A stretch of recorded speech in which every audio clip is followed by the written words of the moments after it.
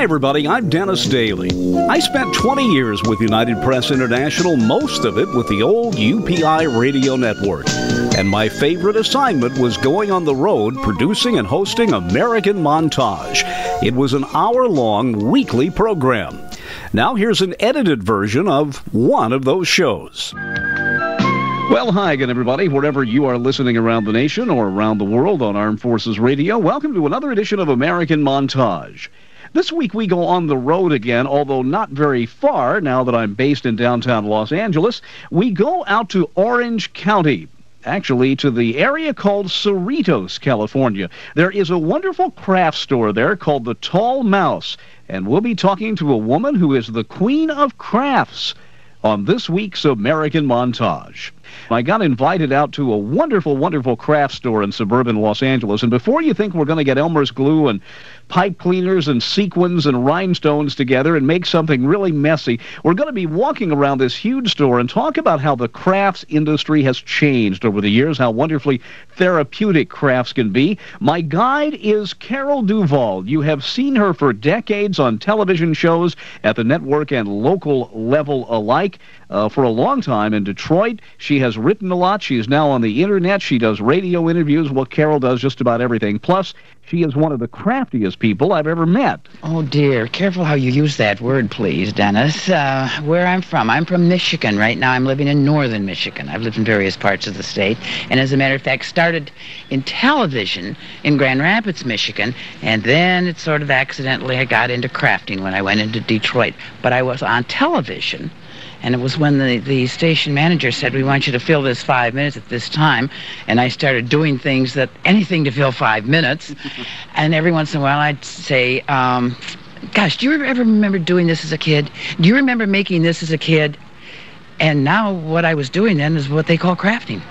I was making stuff. Now it's a big business. That was a number of years ago, and we would cut up, cereal boxes for cardboard and so forth. But now we've got these wonderful craft stores and all sorts of materials in them to make things with. And they're a lot classier than the things I made when I was a kid. Well, this is quite a place. It's called the Tall Mouse, and it's here in Orange County, which is part of the L.A. area. When I was driving up, I was looking for a little tiny store. Yeah. Because a lot of them are little tiny stores. This one is not. No, it's pretty humongous. And I know people still think in terms of crafting, too. Little tiny stores where you buy popsicle sticks and the Cub Scouts glue them to soup cans, for Dad to hold his pencils. Take a look at some of the things around you. Would you guess? Look at this wonderful display of frames for framing just not only photographs, but I mean real works of art. Great, big, beautiful frames. Well, now, I guess what we should do at the start is to define what is a craft. I was thinking on the way over about something I like to do a lot, which is model railroading, and I thought, well, that's a hobby. Yeah. I guess there's a big crossover area. Well, there is, and it's very difficult, I think, too, when you say, now, like my son and daughter-in-law make their living as artists, as ceramic artists. This is just a great selection here, and again, not every store is going to have a selection this big, but boy, you can just, I think with the proliferation of nice stuff, you were saying, yes, you can just really let your imagination go. So that you can make things that look handmade, but not, as they say, homemade. It's a fine line difference, but there are, yes, with these materials and things to work with now, even the non-artistic person can turn out really quality work. And there's so many great posters. I mean, you go into any store anymore, and the proliferation of calendars and posters. And here's an opportunity to buy something very professional, and you get good at this, and it's going to look as if you bought it in a store. You bet. Now you can see you can buy all these frames, but then you can also buy the equipment to make them yourself. I would assume that some of the basics we see, such as knitting, were in 4 or 5 areas were all you had back then. Yes, yes. And as a matter of fact, it's interesting, some of the same brand of yarn that they have out now is what I was buying then. And knitting is coming back, not just for grandma crocheting or knitting Afghans, but it's getting into the high fashion line too, believe it or not. Yes, I know. From the look on your face, you're as surprised as I was. Boy, here's some of the prettiest cloth I've ever seen. I'm going to give away my love of sewing by telling you that many years ago, as a kid, I, like many boys going to Catholic schools, wanted to be a priest. And so I thought it would be neat to make vestments. And a buddy and I used to get solid cloth, and I tore up my mother's sewing machine one time. Kidding? No. Oh, and I was in Red Cross and learned how to knit simply, so. Oh, that is funny. That's wonderful. Well, the reason you see all of this wonderful fabric here in a craft store is because quilting is one of the big, I mean, look it up at the displays up on the walls, too. And quilts, of course, in, the early days of our country, that were made from scraps of fabric to keep you warm in the winter nights. Now they're used not only on the beds, but they're used on the walls. They're used in quilting in clothing, in purses, in just works of art. It's really, really very, very popular. So it's only logical that there would be a lot of fabric in your craft stores. I have a great quilt. I have about 7 or 8, actually, that my grandmother and grandmothers made in Amish country back in Indiana. Oh. But they're very plain. They're not fancy patterns. One of them has a beautiful dark green cloth, and I was told by my mother that this was the first quilt that my grandmother had made after the Depression. And I should explain something. You may know where I'm going here. Cloth was everything was in short supply in the Depression. They would buy sacks of feed for the animals and then use the cloth from the feed sacks. And some of the feed sacks were printed in order to have the women have nice cloth. But there was never enough of the same color to make a quilt. And so they were all haphazard. This constant green through the quilt represented my grandmother's ability to go out and spend the money to buy enough of one color.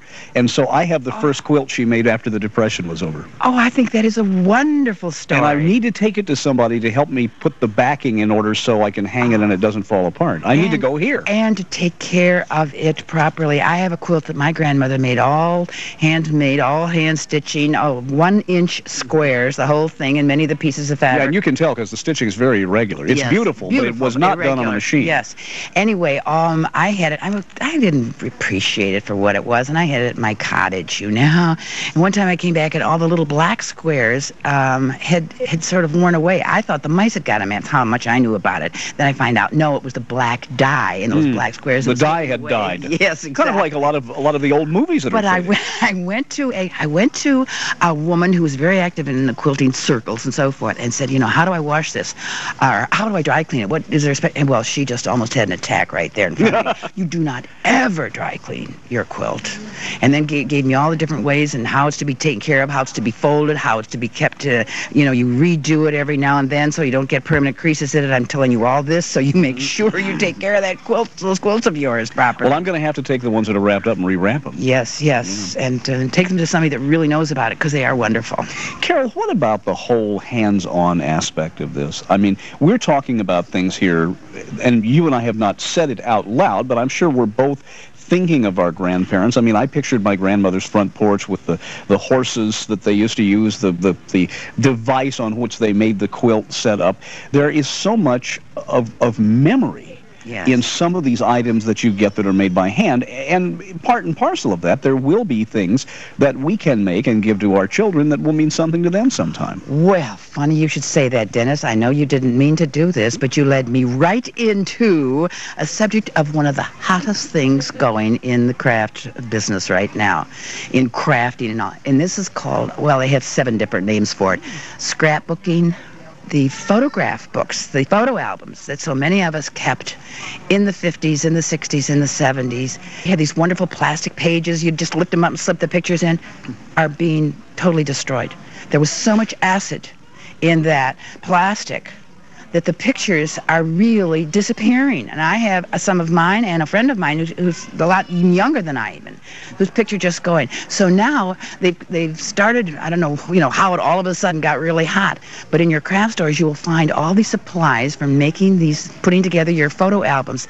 Now, of course, it's not just putting those pictures on a piece of black paper the way we did, but they have all different colored paper, they have all different sizes and shapes, and there are about, I don't know how many different booklets to show you how to put them together, but everything is non-acidic. Carol, it looks as if you love what you're doing. Oh, I'm so fortunate to be able to use this as my employment. Yes, because I do it for fun. Thanks for showing us around. I do appreciate your interest, Dennis. Thanks.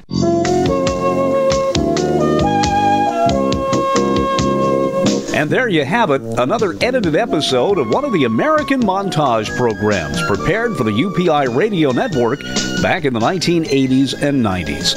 I'm Dennis Daly. Thanks for listening. Thanks for going with me this week.